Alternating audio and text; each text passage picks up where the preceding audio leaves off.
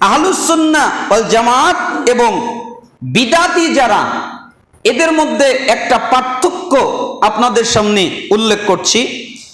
ইবনুল কাইয়িম রাহিমাহুল্লাহ তিনি সওয়াইকুল মুরসালাহ কিতাবের, যেটা দারুল আসিমা রিয়াদ থেকে ছাপা হয়েছে প্রথম সংস্করণে 1408 হিজরিতে, তার তৃতীয় খণ্ডের 1180 থেকে 1185 পৃষ্ঠায় তিনি বিস্তারিতভাবে আলোচনা করেছেন যে আহলুস সুন্নাহ এবং যারা আহলুল বিদআহ, আহলুস সুন্নাত যারা সুন্নাতের অন্তর্ভুক্ত এবং যারা বিদাতি, যারা বিদাতের অন্তর্ভুক্ত, তাদের মধ্যে 10টি পার্থক্য আছে।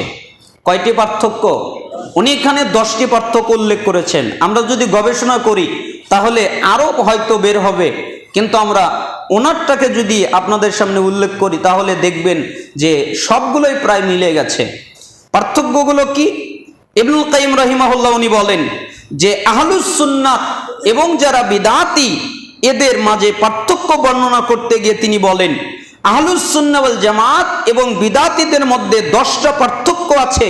তার মধ্যে একটা পার্থক্য হলো, 1 নাম্বার, সুন্নাতপন্থীরা সুন্নাত পালনের উদ্দেশ্যে মানুষের মতকে পরিহার করে। যারা সুন্নাত মানে তারা সুন্নাত পালন করার জন্য মানুষের মতকে কি করে?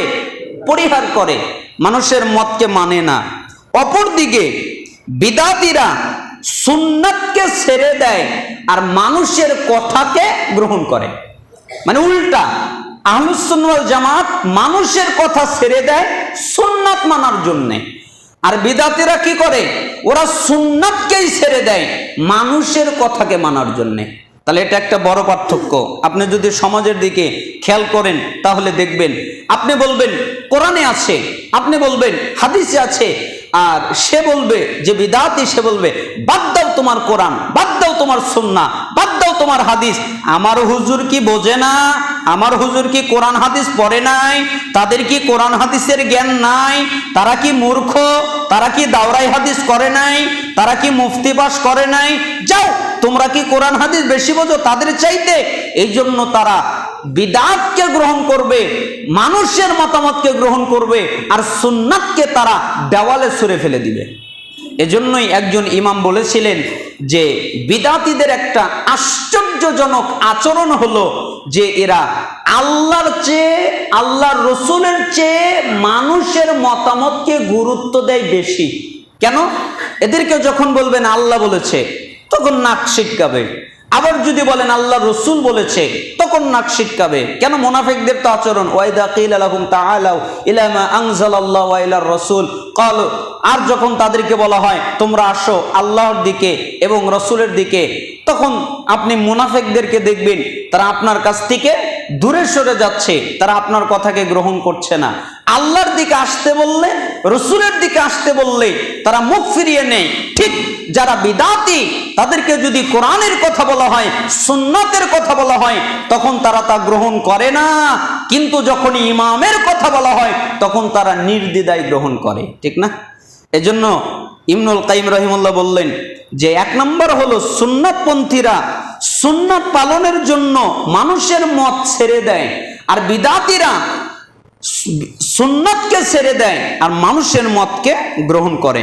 2 নম্বর, সুন্নাতপন্থীরা সর্বদা রাসূল সাল্লাল্লাহু আলাইহি ওয়াসাল্লামের সুন্নাতকেই প্রাধান্য দেয়। মানুষের কথা যদি সুন্নাতের সাথে মিলে যায় তাহলে গ্রহণ করে, আর না হলে গ্রহণ করে না। এটা হলো সুন্নাতপন্থীরা। আর বিদাতিরা সুন্নাত পালন করতে গিয়ে মানুষের রায়কে প্রাধান্য দেয়, মানুষকে রায়কে প্রাধান্য দিয়ে থাকে। মতটি সুন্নাতের সাথে মিলে গেলে মেনে নেয়, আর যদি সুন্নাতের সাথে না মেলে তাহলে সুন্নাতকে ছেড়ে দেয়, মানুষের যুক্তিটাকে গ্রহণ করে নেয়, মানুষকে রায়কেই গ্রহণ করে নেয়। এরা হলো বিদাতি। বিদাতিদের আরেকটি আচরণ হলো 3 নম্বর, সুন্নাতপন্থীরা শারঈ কোনো দ্বন্দ্বের সময় কোরআন এবং সুন্নাহর দিকে ফিরে যায়। যেমন সূরা নিসার 59 নম্বরে এসেছে যে তোমরা যদি ইখতিলাফ দেখো তাহলে আল্লাহ এবং রাসূলের দিকে ফিরে যাও। এটাই হলো সুন্নাতপন্থীদের একটা আদর্শ। তারা যদি কোনো দ্বন্দ্ব দেখে তাহলে ওই দ্বন্দ্বের সময় কোরআনের দিকে ফিরে যায়, সুন্নাতের দিকে ফিরে যায়। অপরদিকে বিদাতিরা ইমামদের মতের দিকে ফিরে যেতে চায়। তারা যদি দ্বন্দ্ব দেখে, দলাদলি দেখে, ইখতিলাফ দেখে, তখন তারা কোরআন এবং সুন্নাহ এর দিকে ফেরে না, তারা ফিরে যায় ইমামদের মতামত, ইমামদের মতামতের দিকে। তারা কি মত দিয়েছে ওই মতের দিকে তারা অগ্রসর হয়। 4 নম্বর হলো এটা, সুন্নাতপন্থীরা রাসূল সাল্লাল্লাহু আলাইহি সাল্লামের পক্ষ থেকে যদি কোনো আমল প্রমাণিত হয় তাহলে তারা আমল করতে কোনো দ্বিধা করে না। এটা হলো 4 নম্বর। মানে সুন্নাতপন্থীরা যদি বোঝে যে এই আমলটা রাসূল থেকে প্রমাণিত, তাহলে আর কোনো কথা নাই। কে বলেছে? রাসূল বলেছেন, ঠিক আছে আমি আজকে থেকে এই আমল করব। পক্ষান্তরে বিদাতিরা এর থেকে অনেক দূরে। তাদের কাছে যদি প্রমাণিতও করে দেওয়া হয় যেটা রাসূল বলেছেন, তবু তারা রাসূলের সুন্নাত অনুযায়ী আমল করবে না, তারা বিদাত অনুযায়ী আমল করবে। 5 নম্বর হলো সুন্নাতপন্থীরা দলিলের ব্যাপারে রাসূল সাল্লাল্লাহু আলাইহি সাল্লাম ছাড়া কোনো লেখনী বা কোনো ব্যক্তির দিকে সম্বন্ধ করে না, বরং তাদের নিসবত শুধু কোরআন এবং সুন্নাহর দিকে। এটা হলো সুন্নাতপন্থীরা। আর বিদাতিরা বলে অমুক ইমাম এটা বলেছে, অমুককে জিজ্ঞেস করেছিলাম এটা বলেছে, তমুক সেটা বলেছে, এইভাবে তারা কোরআন সুন্নাহকে এড়িয়ে যায়। 6 নম্বর, সুন্নাতপন্থীরা রাসূল সাল্লাল্লাহু আলাইহি সাল্লামের হাদিস এবং সালফে সালেহিনের পক্ষ থেকে শারঈ বিষয়ে সহযোগিতা নিয়ে থাকেন। যে কোনো বিষয়ে তারা রাসূল থেকে সহযোগিতা নেয়, তারা সাহাবী থেকে সহযোগিতা নেয়, তারা সালাফদের থেকে সহযোগিতা নেয়। আর বিদাতিরা উল্টা, পক্ষান্তরে বিদাতিরা ইমামদের রায় এবং মাযহাব অনুপাতে সহযোগিতা নেয়। ইমামদের বক্তব্যে কি আছে, মাযহাবে কি আছে, এইগুলো দেখে তারা সহযোগিতা নেওয়ার চেষ্টা করে। 7 নম্বর, সুন্নাতপন্থীরা কোনো সময় কাউকে গালিগালাজ করে না। সুন্নাতপন্থীদের একটা আচরণ, এরা কাউকে কি করে না, গালিগালাজ করে না। সে যতই বিদআত করুক বা যতই খারাপ কাজ করুক তাকে কিন্তু গালিগালাজ করে না। আপনি যদি গালিগালাজ করেন তাহলে আপনার ভিতরে সুন্নাতের সৌন্দর্য নাই, তাই আপনি আরেকজনকে গালি দিচ্ছেন, আরেকজনকে জোর করছেন। এরকম করা যাবে না, গালি দেওয়া যাবে না। পক্ষান্তরে বিদাতিরা সরাসরি মুসলিমকে কাফের, ফাসেক, মুশরিক বলে গালি দেয়, দেয় না? আমি যখন সৈয়াকিদায় প্রথম আসলাম, আমার মসজিদে যখন গ্রামের মসজিদে সালাত আদায় করতে গেলাম, প্রথম রফল ইদাইন করলাম, বুকে হাত বাঁধলাম, তখন আমাকে অনেকেই কাফের বলেছে, অনেকেই মুশরিক বলেছে, অনেকেই ফাসেক বলেছে। এমনকি আমার ঘাড় ধাক্কা দিয়ে মসজিদ থেকে বের করে দিয়েছে, যেই মসজিদে তোর জায়গা নাই। কেন? আমি বুকে হাত বেঁধেছি, আমি রফল ইদাইন করেছি, আমি ইমামের পিছনে আমিন বলেছি, সূরা ফাতিহা পড়েছি। এগুলো হলো কারণ। তার মানে যারা বিদাতি তারাই মানুষকে কাফের বলে, ফাসিক বলে এবং মুশরিক বলে, বিভিন্ন গালিগালাজ তারা আহলুস সুন্নাহ ওয়াল জামাতের অন্তর্ভুক্ত যারা তাদেরকে দিয়ে থাকে। 8 নম্বর, সুন্নাহপন্থীদের সম্মুখে যখনই বলা হয় রাসূলুল্লাহ সাল্লাল্লাহু আলাইহি সাল্লাম বলেছেন, তখনই তাদের অন্তর নাড়া দেয়, আর অন্য কোনো দিকে তারা ঘুরেও দেখে না। যখনই বলা হয় রাসূল বলেছেন, আর কোনো কথা নাই, তাদের অন্তরে নাড়া দিয়ে দেয়, বলেন কি রাসূল বলেছেন, তাহলে আর অন্য কোনো দিকে সে ঘুরে তাকায় না।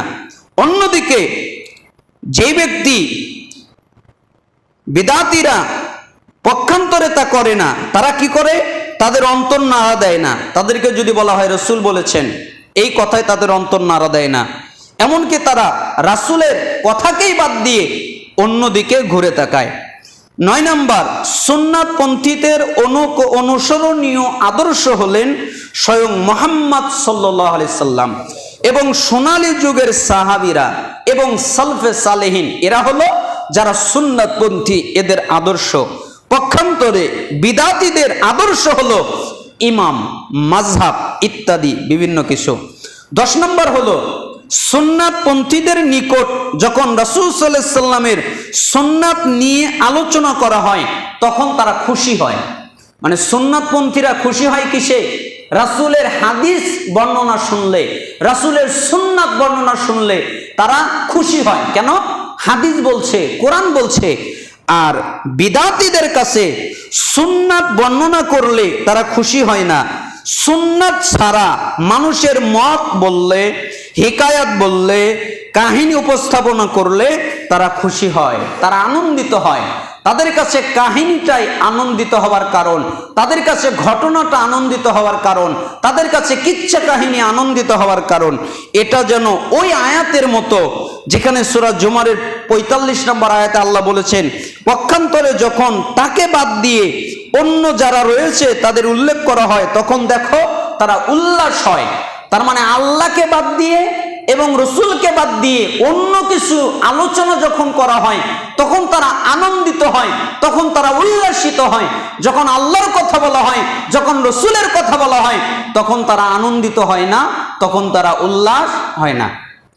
আসলেই আমরা যদি কোরআন এবং হাদিসের দিকে ইঙ্গিত করে দেখি তাহলে দেখব কোনো ইমাম, নির্ভরযোগ্য কোনো ইমাম, ইমাম আবু হানিফা রাহিমাহুল্লাহ, তিনি ইমাম মালিক রাহিমাহুল্লাহ, ইমাম শাফি রাহিমাহুল্লাহ, ইমাম আহমদ বিন হাম্বল রাহিমাহুল্লাহ, ইনারা কেউ বলেন নাই যে তোমরা আমার কথাকে মেনে নাও। এ কথা কিন্তু কেউ বলে নাই। তারা সবাই বলেছেন কি, ইজা সাহাল হাদিস ফাহুয়া মাযহাবি, যখন কোনো সহিহ হাদিস পাবে তখন ওটা আমারই মাযহাব।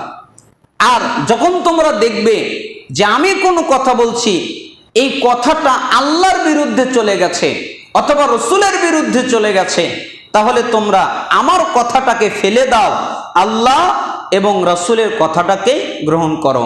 এমনকি তারা আরো বলতেন যে ইন্নামা আনা বাশারুন উখতিউ ওয়া উসিবু, নিশ্চয় আমরা মানুষ, আমরা ভুল করি, আমরা শুদ্ধ করি।